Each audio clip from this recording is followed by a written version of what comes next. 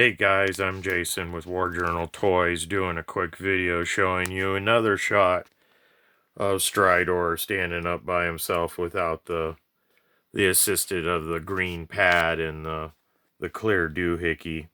So got vintage He-Man, checking him out. You get a size comparison when you see him reining up.